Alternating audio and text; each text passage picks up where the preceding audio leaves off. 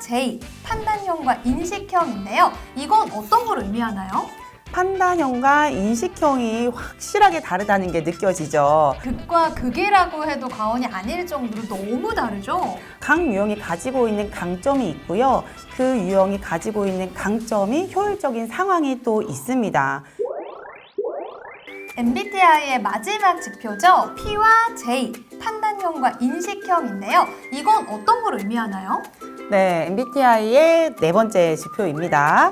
네 번째 지표인 P와 J는요, 외부 세계에 대처하는 생활 양식, 라이프 스타일을 의미를 합니다. 판단형은 저딩의 J로 표시를 하고요. 그리고 인식형은 펄시빙의 P로 표시를 하죠.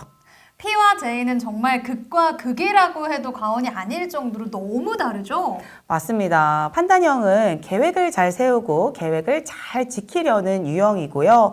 한번 판단을 하면은 그 판단을 잘 지키려고 유지를 합니다. 그래서 계획적이고 체계적이다라는 이야기를 많이 하고요.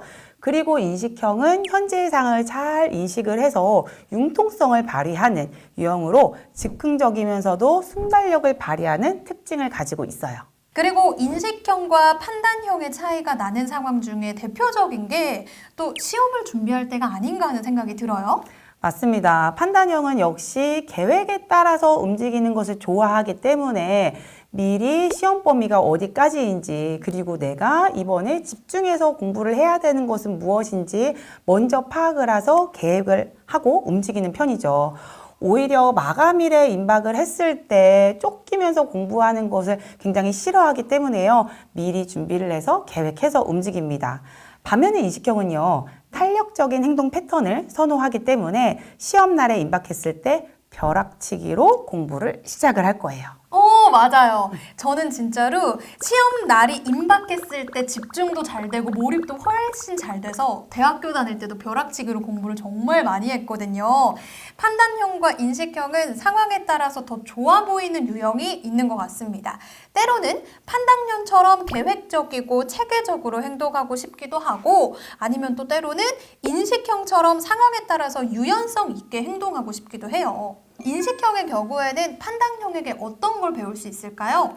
자, 인식형은요, 상황에 따라서 유연하게 행동하고 임기응변에 능하다라고 하는 강점이 있지만요, 사람들과 일을 할 때에는 체계적인 시스템과 계획이 필요하기도 하거든요. 이런 상황에서 판단형의 계획적이고 체계적인 부분을 조금 가져온다면 조금 더 나은 결과, 좋은 결과를 더 가져올 수가 있습니다.